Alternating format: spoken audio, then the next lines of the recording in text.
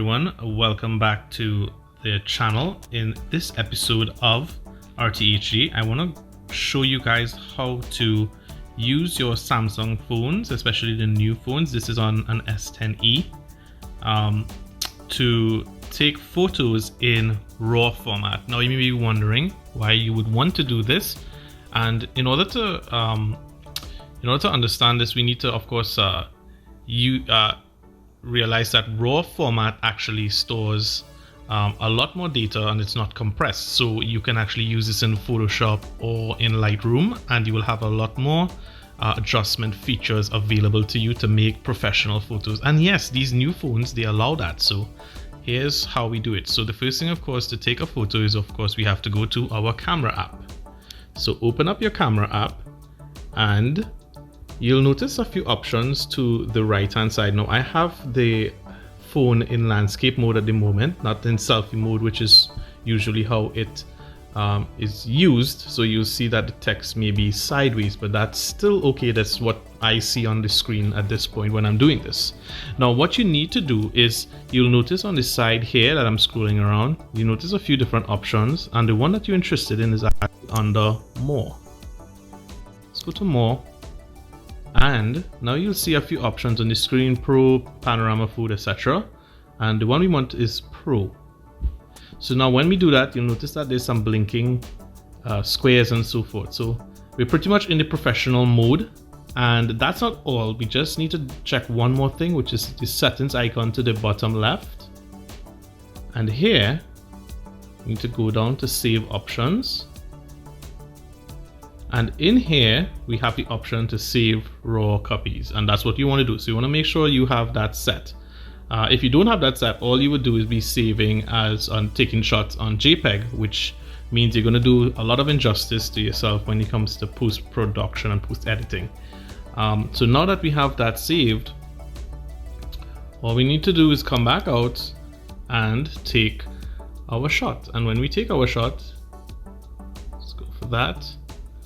Now this file should be, I don't know if I can get that information somewhere. Let's see, details. This file should be both a JPEG. We see the JPEG, this is the version that we can see, but we also get the RAW file as well.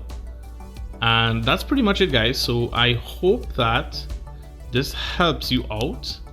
And if you do, please make sure to like and subscribe, and I'll see you guys again soon on another episode of RTHD, coming to a YouTube screen near you.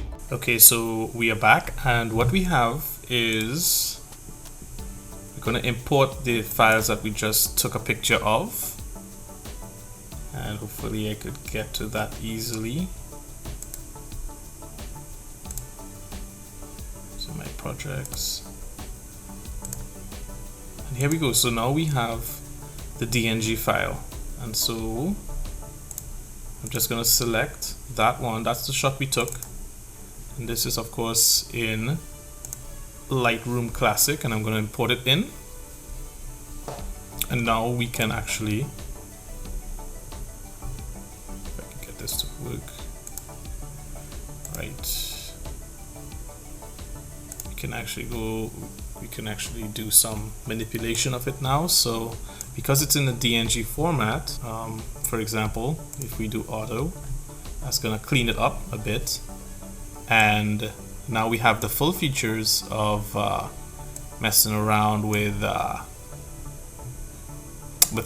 all the raw settings that we need. So check this out.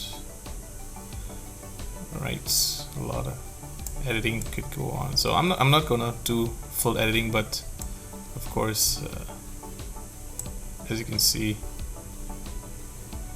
we could do a lot of different things here. All right, so I hope that this helps you out. Again, thank you so much for viewing, and stay tuned to another episode of RTHD coming to YouTube screen near you. And there we go. We're getting some results now. Okay, let's hit it with some vibrance. There we go. And we can probably You could split tone it too to make it just pop a little bit. You know, when you do, I mean, you use this a lot for portraits, but we can split tone it a bit. Get some nice something. Let's try this. Let's try, yeah, okay. And then you can adjust this to whichever direction you want. If you want it warm, or if you want it a little bit cool and purple. But yeah.